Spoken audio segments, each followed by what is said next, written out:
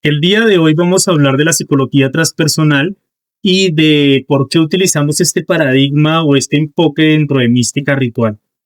El enfoque que nos plantea la psicología transpersonal es la investigación de estados no ordinarios de conciencia, estados que están más allá de la experiencia cotidiana de la personalidad, es decir, estados transpersonales.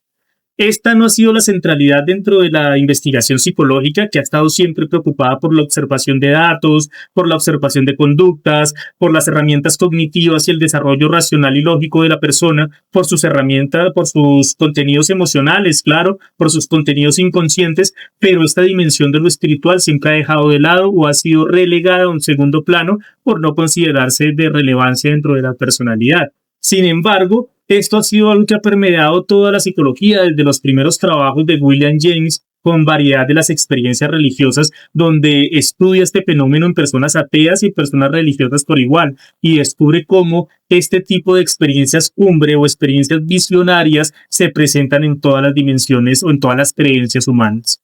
A partir de esto, sé que hay varios enfoques para entender lo psicológico dentro del aspecto de lo terapéutico, pero aquí vamos a enfocarnos sobre todo en el aspecto del mito, en el aspecto del sueño, en el aspecto del inconsciente, en el aspecto de la exploración de las experiencias religiosas, de cómo todo este tipo de experiencias son importantes a la hora de trabajar con cambios profundos dentro de la personalidad. Para esto vamos a enfocarnos en diferentes posturas. La primera de ellas va a ser una postura acerca de la psicología profunda, que nos va a hablar de que hay diferentes capas de nuestra personalidad que no son asequibles a la conciencia cotidiana. Entonces, al no ser asequibles a la conciencia cotidiana, merecen una investigación o un modelo que nos permita profundizar en esos recuerdos, en esas sensaciones o en ese saber sobre el sí mismo que permanece allí en estados profundos de la sí. Es decir, va a estar organizado por capas. Si bien esto no es una postura absoluta de la psique o de la personalidad, nos va a servir para entender cómo es que funcionan las experiencias alteradas de la conciencia, por capas, por diferentes capas. A partir de esto, nosotros vamos a hablar de las experiencias místicas. Las experiencias místicas, como la imagen que les pongo acá, que es bastante conocida alrededor de la película del Doctor Strange, cuando él tiene esta experiencia alterada de conciencia que se conoce como experiencias extracorpóreas y que se han investigado sobre todo en los hospitales, como ciertos pacientes en el momento de la operación pueden sentir que están fuera del cuerpo y observan cómo los están operando. O sea, esto no hace parte del mundo especulativo, sino que se ha investigado realmente. Viene cabalgando desde diferentes enfoques a lo largo del desarrollo de la psicología. William James, psicólogo importante estadounidense alrededor de la psicología como ciencia, nos habla en su libro La variedad de las experiencias místicas, cómo hay una experiencia que tiene una calidad no ética de transitoriedad y que genera una pasividad con respecto al individuo, que lo atropella y que atraviesa el ego y lo fragmenta. Esto va a ser muy importante porque él va a dar casos de personas ateas que en el momento de la muerte de un ser querido caen en estos estados alterados de conciencia, no cotidianos, en el momento en el que sufren un accidente o el que tienen un enfrentamiento con algo que realmente los saca de su centro. Esta experiencia suele producirse tanto en personas ateas como en personas religiosas. Después, Otto Rudolph, un fenomenólogo de la religión que trabajará de la mano con el psicólogo Carl Gustav Jung, nos hablará de que la experiencia religiosa tiene un carácter luminoso en el sentido kantiano, de la experiencia no posible, una experiencia a la que no es fácil acceder, pero que cuando el ser humano accede, fragmenta la dimensión particular del ego y lo enfrenta con una totalidad que lo desgarra y se le presenta como un misterio tremendo, como una experiencia que lo atemoriza, pero que cuando pasa le genera cierta fascinación. Este tipo de explicación también la podemos encontrar en el relato de personas que han pasado por una toma de ayahuasca, que han pasado por una toma de psilocibina, donde han tenido una experiencia mística, una experiencia tremenda y una experiencia que los deja fascinados. es decir, que los deja con ganas de saber más, no se agota la experiencia. La experiencia mística siempre puede dar más, ¿sí? Alrededor de esto, Carl Gustav Jung hablará de que las experiencias místicas permiten la irrupción de los arquetipos del inconsciente profundo. Es decir, estas partes profundas de la psique, estas partes profundas que están en el centro de la psique, entendemos a la psique como estas diferentes capas de cebolla y en el fondo cada vez hay contenidos cada vez más primordiales y más colectivos, según esta teoría de Carl Gustav Jung. Va a encontrarse una irrupción en la conciencia cuando esos arquetipos internos irrumpen en la conciencia, ¿sí? Atraviesan la conciencia cotidiana, la rompen, ¿sí? Y empiezan a reorganizar. Esto es también como un complejo, o una persona que dice que cometió tal delito porque fue poseída por un espíritu. Este tipo de visiones van a representar estas irrupciones de contenidos del inconsciente colectivo emocional, inconsciente profundo, que van a irrumpir y van a tener una incidencia muy fuerte en el comportamiento de las personas. Abraham Maslow, el psicólogo el que desarrolla el paradigma humanista de la psicología, nos va a hablar también de las experiencias cumbres, con una experiencia también de unidad donde el ser humano se siente fusionado con el cosmos. Esto también lo vemos relatado en las personas, en los chamanes que tienen trances estáticos muy elevados, donde hay una sensación de plenitud, de sentido y sobre todo de asombro al experimentar una realidad que nos saca de la cotidianidad. El psicólogo transpersonal Stanislav Grof, por otro lado, nos va a hablar de la expansión del ego. El ego ordinario como tal tiene unas vivencias, pero estas vivencias que tiene el ego ordinario se proyectan hacia una transpersonalidad que irrumpe y lo fragmenta. Todo esto va a estar imbuido bajo lo que vamos a entender como las experiencias místicas. Entonces, en ese sentido, las experiencias místicas van a tener como base, o la psicología transpersonal va a tener como base la investigación de las experiencias místicas, porque con las experiencias místicas podemos navegar de manera experimental las diferentes capas de la psique. Es a partir de la experimentación subjetiva de cada persona, ¿sí? Con las experiencias místicas, porque es una dimensión subjetiva, es que se puede explorar las diferentes capas de profundidad de la psique. Si bien, obviamente, estos paradigmas se proyectan bajo una dinámica de mito, de símbolo, del mundo de los sueños, no están determinados para entenderse como la totalidad de la realidad por exclusión de otros paradigmas. Es el paradigma que nos sirve a nosotros para entender cómo funcionan las experiencias espirituales, de las cuales nosotros sacamos una utilidad bastante amplia en el proceso terapéutico. Ahora vamos a hablar un poco acerca de lo que considera el psicólogo Ken Wilber, otro psicólogo importante dentro de la psicología transpersonal, de qué es esto de lo transpersonal. Hay un primer aspecto que es el aspecto prepersonal, ¿sí? Tenemos un espacio importante en este sentido que es el mundo prepersonal. El niño nace y tiene un desarrollo y hasta la etapa adulta tiene una personalidad que es la etapa adulta, el adulto cotidiano, maduro, normal, ¿sí? Que tiene un cierto equilibrio emocional, psíquico, y las etapas transpersonales. ¿Qué va a representar esto? Esto va a representar precisamente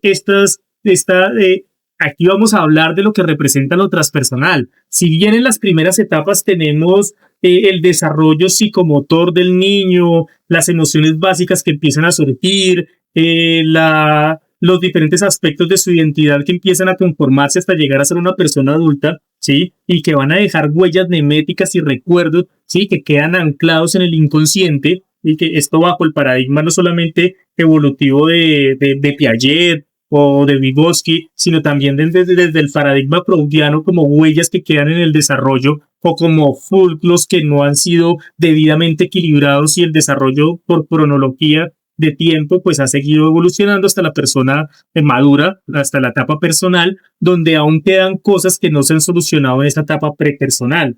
La etapa personal ya va a representar las reglas, los roles, la autonomía, el adulto cotidiano que nosotros conocemos, que tiene diferentes problemas, que tiene diferentes decisiones o retos que llevar en la vida, y la etapa transpersonal, que es la investigación subjetiva de cada persona, de cada paciente, de estos aspectos que están más allá de lo ordinario, de la experiencia ordinaria.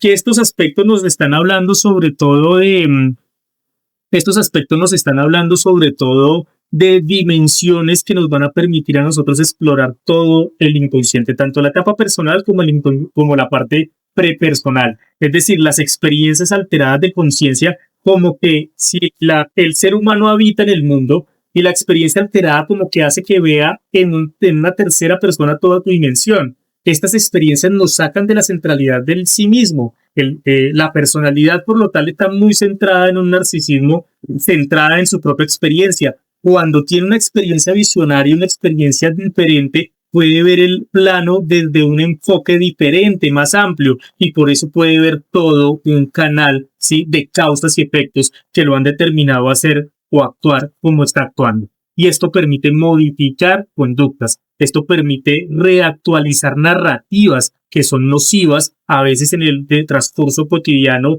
de que el yo cotidiano ha interiorizado y que ha tomado como realidades. A partir de esto, nosotros nos proponemos precisamente la investigación de etapas transpersonales, ¿sí?, a partir de estados no ordinarios de conciencia.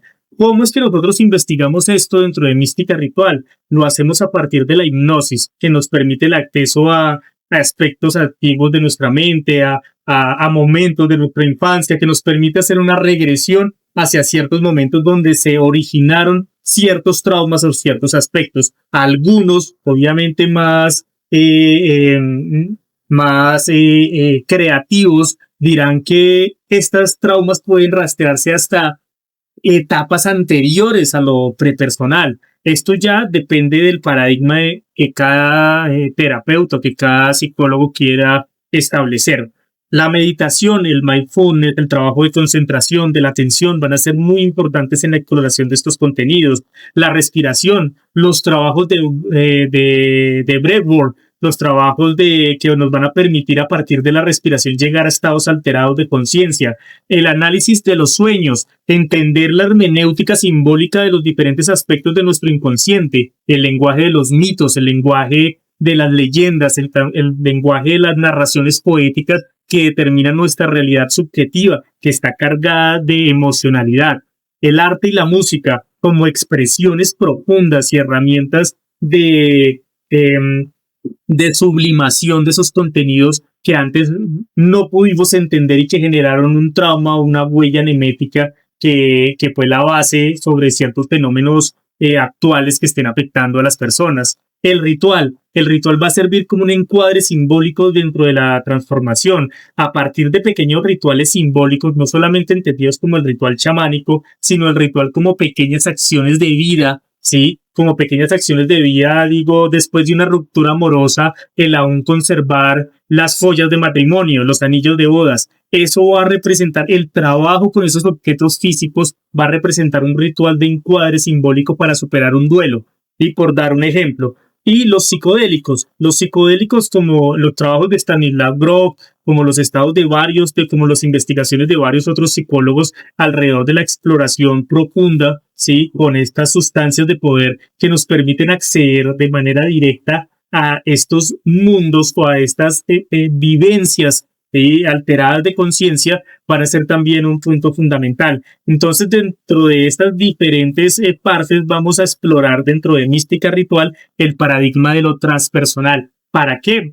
Para que cada uno de nosotros, para que cada una de las personas pueda hacer una labor de autoconocimiento consigo misma, que es a partir de conocernos a nosotros mismos, de conocer por qué hacemos lo que nosotros hacemos, de por qué nos comportamos como nos comportamos, de por qué sentimos de la forma en la que sentimos y dónde se originaron esos comportamientos. A partir de las experiencias alteradas, llegando hasta allá y conociendo, podemos hacer una operación quirúrgica para poder reformar las narrativas que tenemos para entendernos nosotros en la vida, para podernos expresar. Y esto produce cambios dentro del comportamiento de las personas. Es a partir de aquí que nosotros nos estamos parando en estos paradigmas para realizar un trabajo de investigación y de conocimiento con cada una de las personas. A esto le vamos a llamar nosotros dentro de Mística Ritual un viaje al laberinto del alma. ¿Por qué laberinto? Porque la psique se nos va a presentar como un laberinto donde nos podemos perder, donde nos podemos extraviar, donde si no se hace una contención adecuada, donde si no se hace un acompañamiento adecuado, la persona puede perderse y puede caer en estados de paranoia, estados de alucinación, estados de confusión muy fuerte, porque lo que habita en el inconsciente colectivo son fuerzas de gran poder emocional y simbólico que pueden irrumpir en la personalidad y digregarla y hacer que pierda muchas de sus funciones. Por eso en este paradigma nosotros nos vamos a enfocar sobre todo en producir un conocimiento observable que va a ser como el hilo de Ariadna para no perdernos en este laberinto. Es decir, la capacidad de observar los contenidos que van a emerger del inconsciente colectivo y a partir de esto hacer una labor de hermenéutica, es decir, de traducción de estos símbolos, de estas visiones que se van a ver, de estos saberes que se van a sacar de adentro, estas perlas que se van a sacar y poderlas adherir, ¿sí?, al mundo cotidiano para que produzcan, ¿sí?, asimilarlas en el mundo cotidiano para que produzcan cambios benéficos para la persona. Esto va a ser muy importante porque la exploración caótica del inconsciente siempre va a tener sus riesgos. Por eso es importante hacerlo bajo un paradigma, bajo una hermenéutica, bajo un acompañamiento. En ese sentido, nosotros vamos a entender a la psique como el alma. Esto va a ser a partir del trabajo del Círculo de Eranos, donde aquí en la imagen vemos a Carl Gustav Jung en una de estas reuniones del Círculo de Eranos con Mircea Eliade y con otros estudiosos. Él está hablando acerca del alma como ese lugar donde se proyectan los símbolos, los sueños, los complejos, los arquetipos. También James Hillman, un psicólogo imaginal arquetipal muy importante, va a hablar de que las imágenes y los símbolos son el mundo en el que, el alma habla en lenguaje simbólico. De la misma forma que nosotros en nuestra experiencia personal cotidiana, ¿sí?, utilizamos palabras para comunicarnos, palabras alrededor del signo, alrededor de lo cognoscible, ¿sí? El inconsciente y el alma nos va a hablar en lenguaje metafórico, nos va a hablar en lenguaje simbólico, nos va a hablar en el lenguaje del mundo del mito, de la poesía, de la metáfora.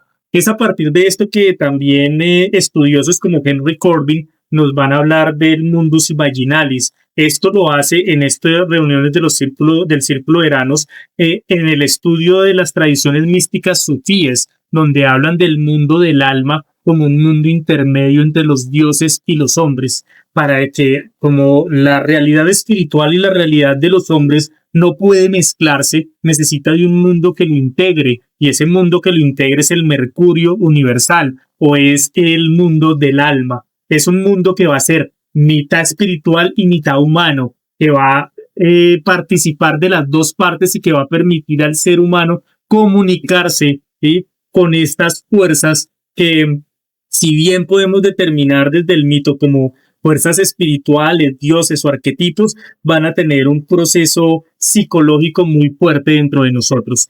En este sentido, la psicología imaginal va a representar sobre todo el abrir las profundidades de la psique para entender el contenido simbólico que hay allá.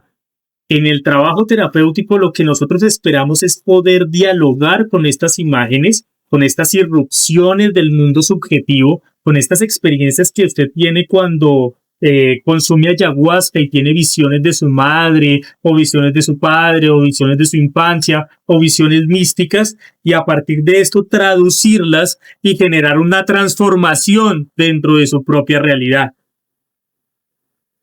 Para esto nosotros nos vamos a basar sobre todo en los mitos. Aquí quiero proponerles el mito de Orfeo y de Eurídice.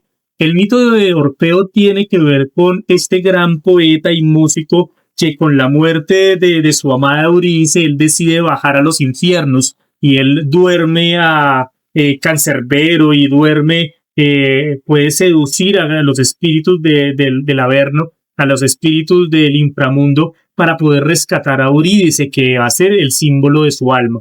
Este es el proceso que nosotros vamos a hacer de manera simbólica. Aquí ya empezamos a utilizar el símbolo y la metáfora para entender el proceso que nosotros estamos haciendo.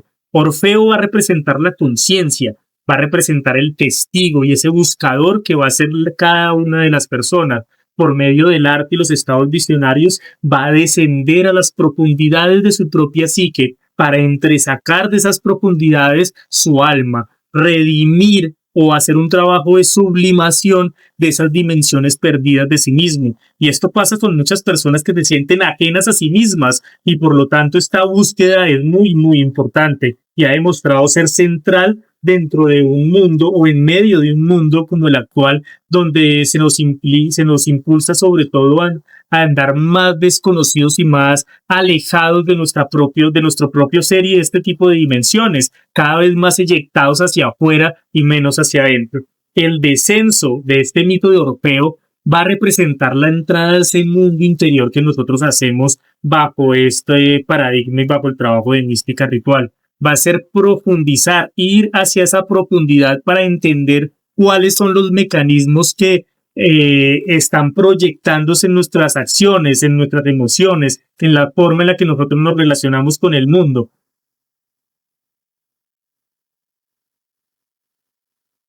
A partir de esto, nosotros planteamos en mística ritual producir un proceso que conocemos como metanoia. Metanoia como un cambio de paradigma, como un cambio de orientación, es decir, cómo podemos cambiar el foco sobre el cual estamos interpretando la vida. A partir de esto, nosotros, el yo como tal, tiene unas narrativas que tiene ya secas, condicionadas, que ya están estables, que son muy difíciles de mover. Estas narrativas conforman su visión de la vida, conforman cómo entiende, vive y experimenta la realidad. Al realizar esta labor de experiencias alteradas de conciencia para buscar, ¿sí?, cómo se activaron todas estas cosas en nuestro desarrollo de vida, en nuestra historia personal, podemos ver desde un ámbito más elevado, como en tercera persona, todo el panorama de lo que es nuestra configuración personal. Y esto nos permite generar un cambio profundo en el foco de cómo entendemos la realidad. Esto realmente es metanoia. Metanoia es una palabra griega que nos habla sobre todo de cambio en el enfoque, de cómo entendemos la realidad. Se reorganiza nuestro entendimiento de la realidad, ¿sí? Una persona profundamente depresiva tiene unas narrativas y tiene unos paradigmas, ¿sí?, que ya están demasiado arraigados dentro de sí mismo. Lo que permite en estos estados alterados es hacer que estas estructuras tan rígidas se diluyan y a partir de esto pueda explorar una nueva forma de narrativa, puedan crearse nuevas formas de narrativas para experimentar la realidad. Esto lo vamos a entender alrededor de alrededor de una teoría topográfica. Esta teoría es muy similar a la que propone el psicólogo Stanislav Grof en su libro de psicología transpersonal, la psicología transpersonal, alrededor de cómo podemos entender la mente. Topografía es un entendimiento a la larga de cómo está constituida, es un mapa, ¿sí? En este momento, la mente es una exploración de todo este iceberg que nosotros estamos viendo acá. Y este iceberg que nosotros estamos viendo acá va a tener sobre todo la función de darnos un mapa de qué es lo que podemos experimentar cuando tenemos experiencias alteradas de conciencia. El primer aspecto que nosotros tenemos, la primera parte que nosotros tenemos, es el nivel de conciencia de vigilia.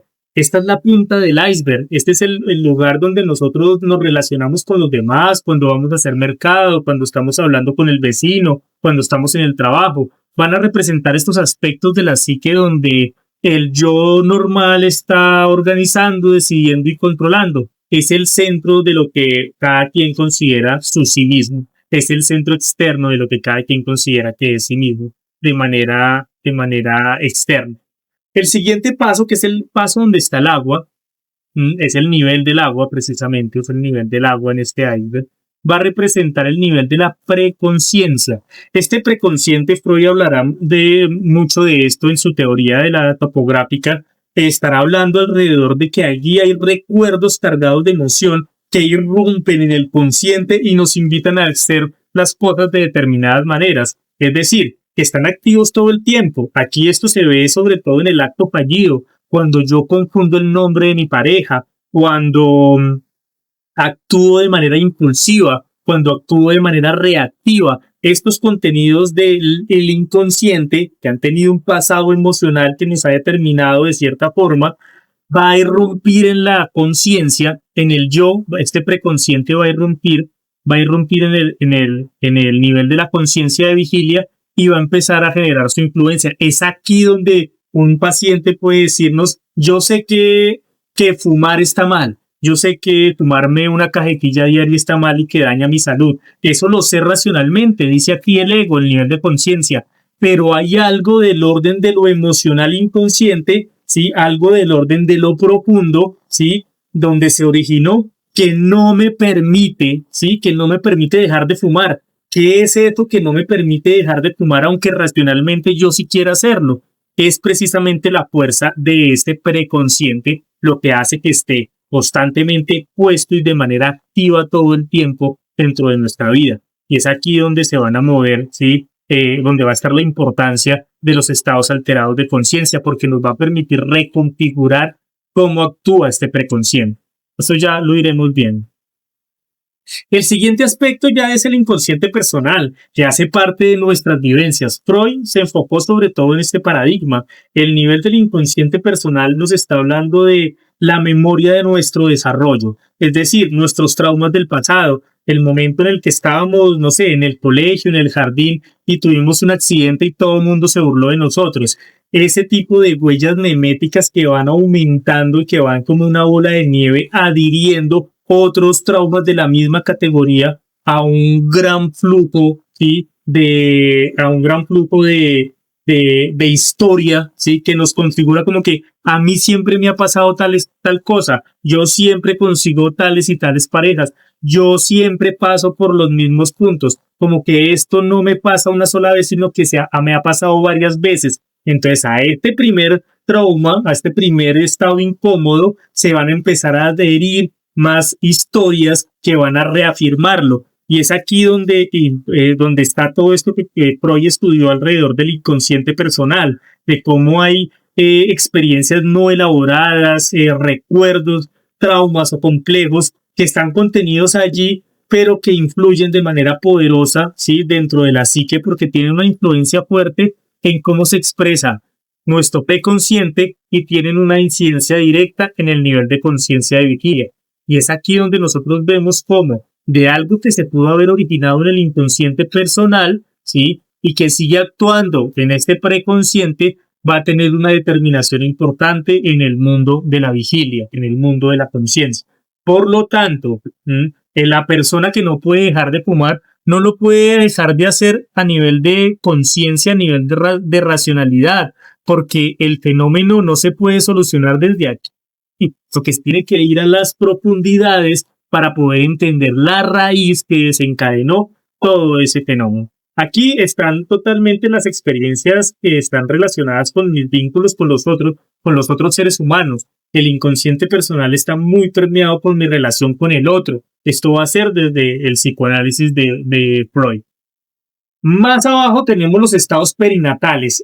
Aquí está Stanislav Grof, que nos va a hablar de que dentro de las experiencias alteradas de conciencia, los pacientes narraban que tenían experiencias en el vientre de la madre, que tenían experiencias con el cordón umbilical, y esto se verificaba después y se veía que era una realidad. Y cuando una persona en estas visiones sentía que el cordón umbilical lo ahorcaba, varios de los casos se reportó que la persona realmente había pasado por estos problemas. No solamente lo del cordón umbilical, sino varios problemas de cesáreas o del parto. La persona puede narrar de manera simbólica cómo ocurren estos procesos perinatales. y esto se observó muchísimo en el trabajo de Stanislavro, como memorias corporales y emocionales de gestación, ya no como algo racional de que yo recuerdo la imagen de cuando salí del vientre de mi madre, sino que son memorias que están condicionadas por sensaciones corporales y por sensaciones emocionales muy, muy fuertes. Más allá, entonces, tenemos las experiencias del inconsciente colectivo. Esto ya es el trabajo de Carl Gustav Jung. En este estrato es el más profundo, donde podemos encontrar recuerdos atávicos, ya no solamente pertenecientes a su historia personal, sino a su linaje colectivo de historia, es decir, a su linaje familiar, a su linaje de nación, a su grupo étnico, es decir, inconsciente colectivo de cómo se configuran diferentes formas universales dentro de su propio mente, dentro de su propia psique, como el arquetipo de la madre, como las visiones simbólicas de la Biblia, como este tipo de experiencias espirituales que pertenecen al pasado universal de la raza humana.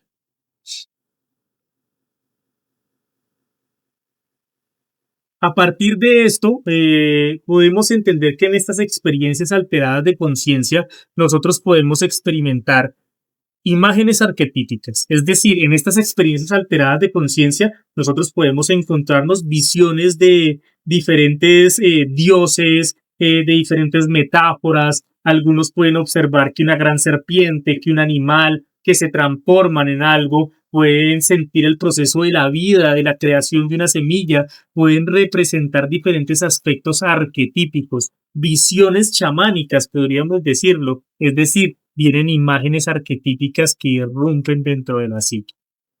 También podemos encontrar en estas experiencias alteradas de conciencia memorias biográficas que son pertenecientes al inconsciente personal, es decir, recuerdos profundos que se remontan a la infancia, momentos en la vida donde tuvimos que explorar la conexión con una persona, con un hermano, el vínculo con la madre, el vínculo con el padre, mis primeros amigos, mis primeros amores, cosas que nos han marcado y que fueron importantes en nuestra memoria biográfica.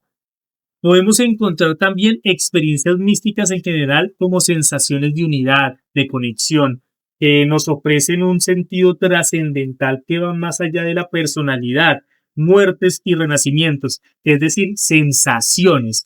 Todo este tipo de experiencias genera insights vital, es decir, descubrimientos. Cuando una persona, por lo menos, tiene un enredo muy fuerte en sus vínculos con el objeto de deseo con sus parejas, ¿sí? Y empieza a tener experiencias alteradas de manera contenida, de manera con la guía, ¿sí? De personas profesionales, empieza a tener estas experiencias alteradas y empieza a descubrir recuerdos que tenía almacenados en el pasado y a través de verlos nuevamente bajo una óptica diferente, ¿sí? Puede resignificarlos y eso le da insight o descubrimientos sobre cómo está actuando y por qué está actuando de ciertas formas, lo que lo invita realmente a cambiar, a hacer un proceso de metanoia. Ahora bien, todo esto es lo que nos podemos encontrar en las experiencias alteradas de conciencia, ¿sí? Todo esto es lo que nos podemos encontrar en las experiencias alteradas de conciencia, pero ya en el trabajo, por lo menos con psilocibina o con sustancias de poder, podemos encontrar patrones fractales. Los patrones fractales son muy comunes en las experiencias espirituales. Esto se le ha denominado dentro de los chamanes como las visiones de la organización del universo. Hablamos por lo menos del trabajo renacentista del número áureo y de cómo el número áureo se configura para el arte, la armonía, etcétera. Es decir, en estas experiencias podemos observar un cierto funcionamiento de la realidad, ¿sí? El cerebro como tal absorbe la realidad o la apronta, la sintetiza, se adhiere la realidad en sí misma bajo ciertos mecanismos, pero esos mecanismos son traductores de una realidad, pero están limitados. La realidad es mucho más amplia de lo que de lo que nuestro cerebro la está captando. Cuando tenemos este tipo de experiencias espirituales, nuestro cerebro se activa de formas particulares y a partir de esto nuestra capacidad de observación de ciertos fractales o regularidades en el movimiento de la naturaleza o de cómo está configurada el árbol, el viento, sí, es muy común. ¿Sí? Esto lo podemos ver también en la expresión de ciertos físicos que con unos cerebros, con una forma cognitiva particular, veían la matemática en todas las cosas que observaban, veían algoritmos, veían geometría en toda la realidad que observaba. Esto lo hemos podido reportar en varios casos de científicos muy particulares, de físicos muy particulares. Otra de las cosas que podemos experimentar es sensaciones psicofísicas, es decir, cambios de temperatura. Por eso siempre es aconsejable realizar experiencias alteradas de conciencia, sobre todo cuando se usan sustancias de poder con contención y con acompañamiento, porque los cambios de temperatura, la presión corporal, las vibraciones, las expresiones, ¿sí? Crean, ¿sí? Un sentido de indefensión o inseguridad en las personas. Por eso es importante estar acompañado para brindar ese apoyo y que haya un lugar seguro donde la persona, por más cambios psicofísicos que tenga, ¿sí? De calor, de hormigueo, de visión, pueda sentirse seguro y pueda trabajar en la experiencia. También tenemos emociones amplificadas. Si bien todos los contenidos inconscientes tienen una carga emocional fuerte, cuando nosotros navegamos a las profundidades del inconsciente, vamos a tener unas oleadas de emociones muy fuertes. Estas emociones van a depender del estado de cada una de las personas. Puede ser alegría, puede ser gracia, puede ser perdón, puede ser culpa, puede ser miedo. Muchas de estas emociones van a estar a flor de piel. Nuevamente es una razón para hablar de lo importante que es la contención, el cuidado y el apoyo en un lugar seguro para poder producir estas experiencias alteradas de conciencia. Esto va a tener que ver con el paradigma del set and setting, es decir, una reunión, ¿sí? Un trabajo que se hace usualmente con el protocolo del trabajo con psilocibina para la terapia, donde se hace una cita médica anterior para conocer los mecanismos de la persona, para poder identificar cuáles retos se pueden presentar, para saber si es apta la persona para la experiencia como tal, donde se profundiza en este inconsciente personal, colectivo, donde la persona lo experimente, y una un trabajo de integración donde vamos a entender qué fue lo que se vivió en la experiencia. Obviamente, el lugar donde se vive la experiencia es un lugar donde la persona se sienta segura, donde haya este setting, es decir, este lugar seguro, donde la persona sabe que no va a estar cuidada, que si tiene algún problema va a estar asistida, que va a estar acompañada en los diferentes aspectos de su proceso, va a ser muy importante en la experimentación de estos estados alterados de conciencia. En todo este paradigma nosotros vamos a enfocarnos, en todo este paradigma nosotros vamos a enfocarnos sobre todo en el trabajo de la conexión con nuestras emociones. Si bien la mayoría de los problemas, ¿sí? Que tenemos nosotros en nuestra vida tienen un aspecto de desconexión con las emociones. Hay emociones no reconocidas, emociones que no hemos podido gestionar, emociones que no hemos podido integrar dentro de nuestra personalidad de manera adecuada y que por eso nos está generando diferentes problemáticas en nuestras relaciones emocionales, en nuestro trabajo, en nuestras relaciones con los otros a la larga, en nuestras relaciones consigo, con nosotros mismos, en nuestra autoestima, en nuestra forma de entender el mundo. Esta desconexión de las emociones va a ser algo importante que se va a trabajar en las experiencias alteradas de conciencia, porque es en las experiencias alteradas de conciencia donde yo voy a comunicarme con estas imágenes, estos símbolos que van a estar cargados sobre todo de una emocionalidad bastante amplia. Aquí tenemos que las emociones van a ser muy importantes como tal y que estas emociones van a tener diferentes aspectos. Aquí estoy colocando tres de los más importantes. La primera es la emoción que tenemos de emociones de carácter relacional, es decir, emociones ligadas a los vínculos que tenemos con las otras personas.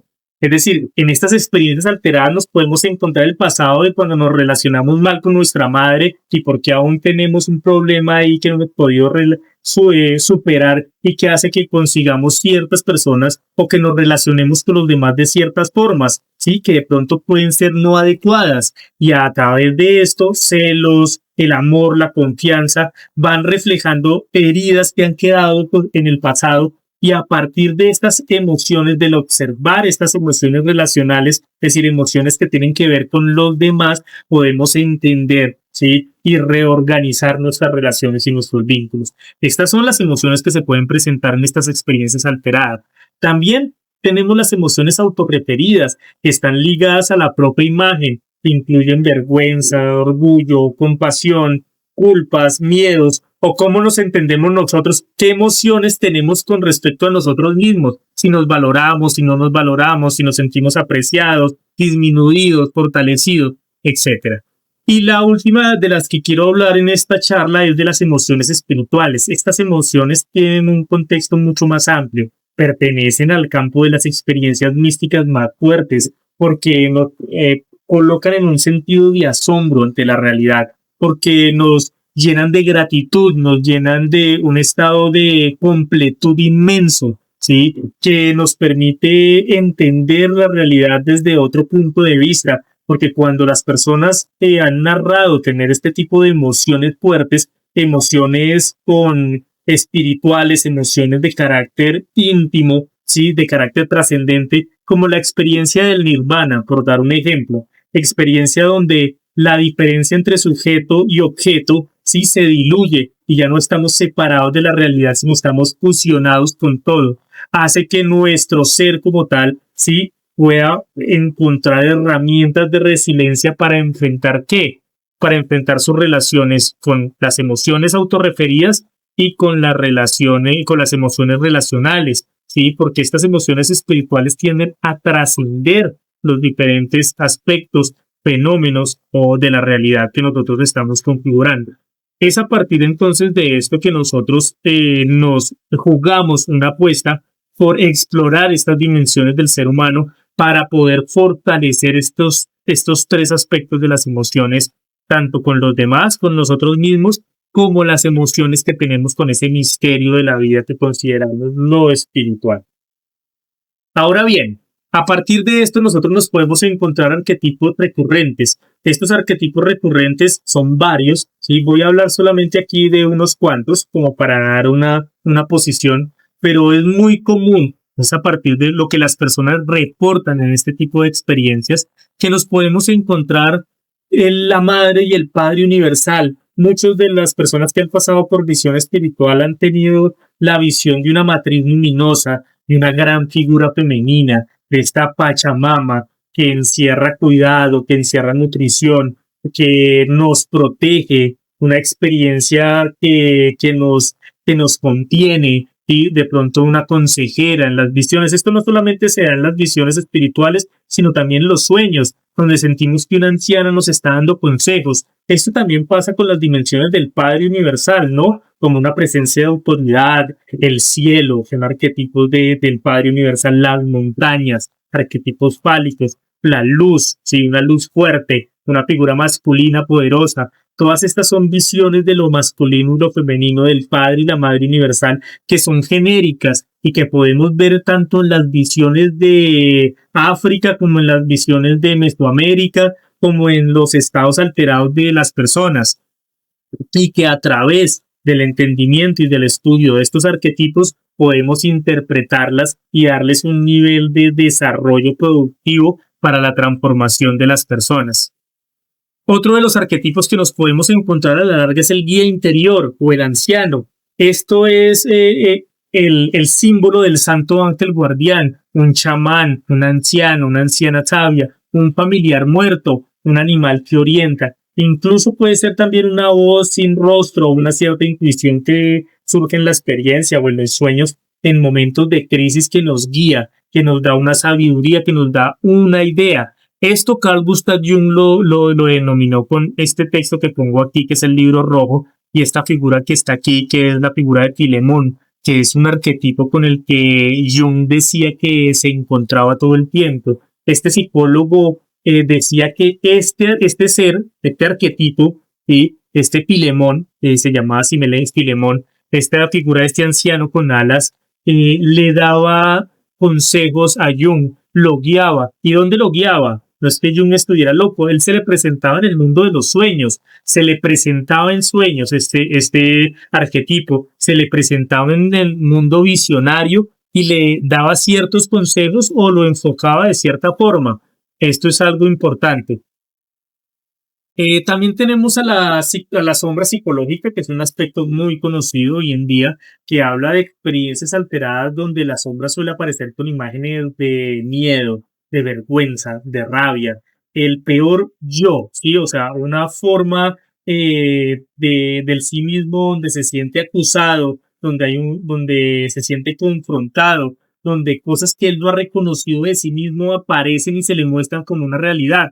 Ya Freud hablaba muchísimo de que el consciente vive ajeno a todo ese contenido inconsciente que irrumpe, ¿sí? Para demostrarle que él es de determinada forma. El ser humano vive de espaldas a sí mismo, entonces cuando irrumpe esta sombra, es decir, aspectos de nosotros mismos que no reconocemos, aspectos de nosotros mismos que rechazamos y que por eso, al rechazarlos, ¿sí? Generan una presión interna que cuando sale, sale de forma destructiva y caótica. Esta es la sombra psicológica. Por eso el reconocimiento y lo valioso de también tener experiencias con la sombra nos permite conocerla y nos permite poder focalizarla dentro de nuestra realidad consciente. También son experiencias que aunque tengan un contexto fuerte, psicológico, de confrontación, van a representar conocimientos que nos permiten a nosotros poder transformarnos y evolucionar.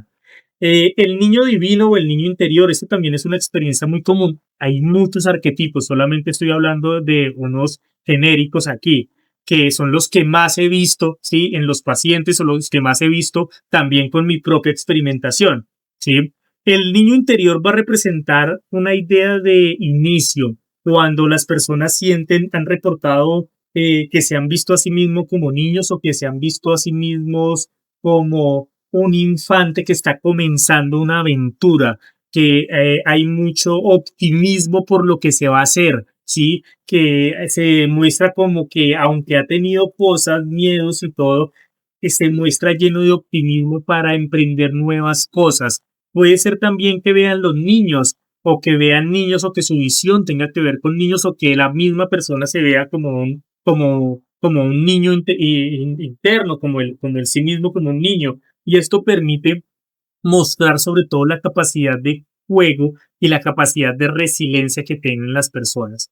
Es decir, a partir de la exploración de estos diferentes arquetipos, ¿sí? Nosotros nos podemos dar un mapa de cómo transitar por estas experiencias alteradas de conciencia y poder interpretarlas, poder hacer una hermenéutica, una traducción para aplicarlas en nuestra realidad cotidiana. Lo que nosotros queremos con estas experiencias alteradas de conciencia no es escapar de la realidad cotidiana, sino explorarlas, sacar las perlas que hay allá, porque no podemos quedarnos a vivir allá. Eh, Hay una psicóloga estadounidense que me hablaba alrededor de este tema sobre que es como bucear en el agua. Vamos a bucear, pero no nos podemos quedar allá abajo. Recogemos las perlas y debemos salir a vivir la transformación en nuestra cotidianidad externa, en nuestra cotidianidad del mundo que vivimos de manera natural. A partir de esto, nosotros tenemos este paradigma, que es el modelo ACE, que es para la terapia asistida con psicodélicos, que nos plantea tres focos importantes. Esto es lo que nosotros queremos buscar con la vivencia, tanto en la terapia, en la interpretación de sueños, en los trabajos de hipnosis o en los trabajos con psilocibina, que tienen que ver sobre todo con qué, con la conexión primero. Nosotros estamos desconectados de nuestras emociones, por lo tanto debemos, a partir de la experiencia espiritual, a partir de la experiencia visionaria, entrar en contacto directo con estas emociones que aparecen. Son emociones que nos van a confrontar, son emociones que nos van a decir muchas cosas sobre nosotros mismos, pero a partir de esto vamos a tener herramientas para nombrarlas, para poder sentirlas en el cuerpo y para poder también traducirlas en imágenes comprensibles para nosotros. El segundo paso va a ser la aceptación. La aceptación va a ser el aspecto donde yo voy a reconocer emociones que de pronto son complicadas para mí, pero que al ser complicadas, ¿sí? Van a ofrecerme nuevas alternativas de vida. el evitar este tipo de emociones, ¿sí? Ha sido la causa de la mayoría de las problemáticas que tienen las personas. Entonces, al vivir estas experiencias, estas emociones de forma directa, en las experiencias alteradas de conciencia, como en la toma de ayahuasca o en la toma de psilocibina o en los procesos que nosotros estamos llevando de metanoia, ¿sí? El proceso que nosotros estamos ofreciendo, la persona se va a ver confrontada inicialmente con estas emociones, pero va a hacer un trabajo de aceptación a partir de los métodos que trabajamos para que reconozca estos aspectos de la psique que no han sido reconocidos y los pueda traducir, ¿sí? En una formación que le permita fortalecerse, no negar su realidad, sino entenderla, aceptarla y transformarla. A partir de esto, después de la experiencia, después de una experiencia alterada de conciencia, sea con psilocibina, lo que nosotros hacemos en metanoia, va a haber una sesión posterior que nos va a invitar a la reincorporación.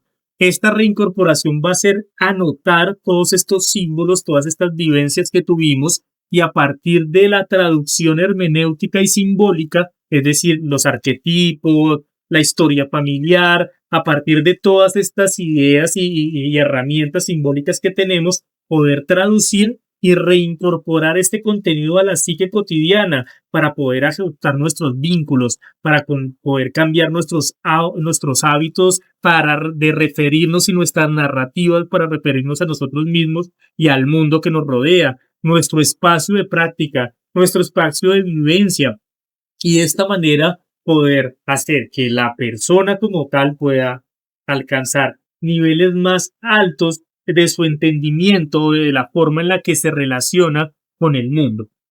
Es a partir de esto, que nosotros vamos a hacer un trabajo de integración o un proceso de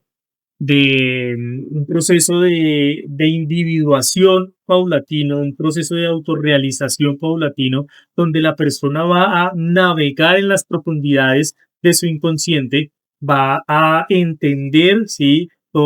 Este lenguaje simbólico que se va a encontrar allí, no solamente en experiencias alteradas con psilocibina, o con LSD o con sustancias de poder, sino también con experiencias visionarias en los sueños, con experiencias visionarias en la meditación, con experiencias visionarias en los trabajos de breathwork, en los trabajos de respiración, con experiencias visionarias en estados de hipnosis, donde la persona va a poder identificar todos estos contenidos del inconsciente que emergen en estos estados y que le dicen algo del sí mismo interno, que le dicen algo aparte de su propia historia, de su propia construcción y la historia emocional de desarrollo y que le van a permitir reajustar la narrativa de cómo se nombra a sí mismo y nombra el mundo que lo rodea. Esto con el fin de generar transformaciones en el comportamiento de las personas. Esto para generar transformaciones en la forma en que las personas se vinculan y generan vínculos con los demás seres humanos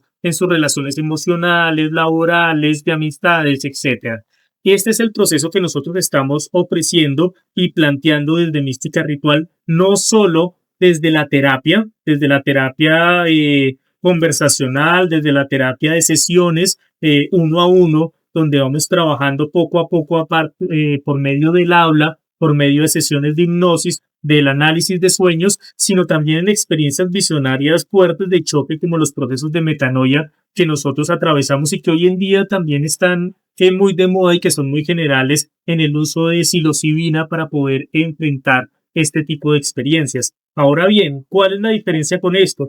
Que no hay una preocupación exacta por la traducción de los contenidos inconscientes. La experiencia la tienen las personas, pero ¿cómo traducen esa experiencia en algo que les sirva? Sí, pude ver símbolos, pude ver arquetipos, pude ver partes de mi infancia, pero ¿yo qué hago con todo ese contenido? Y es ahí donde el acompañamiento psicológico de traducción alrededor de toda la psicología profunda, los mitos, lo que nos propone el Círculo de Eranos, Carl Gustav Jung, Mircea Eliade, con todas estas herramientas hermenéuticas nos va a permitir entender qué son esas visiones y qué nos quieren decir de nosotros mismos, porque el inconsciente habla en lenguaje de metáfora y de símbolo, por eso es importante la labor de traducción. que es el aspecto de contención que nosotros hacemos en mística ritual. A partir de esto, nuestro trabajo se enfoca sobre todo en esta visión de la psicología transpersonal. Entonces, este es el proceso que trabajamos: mística ritual, psicología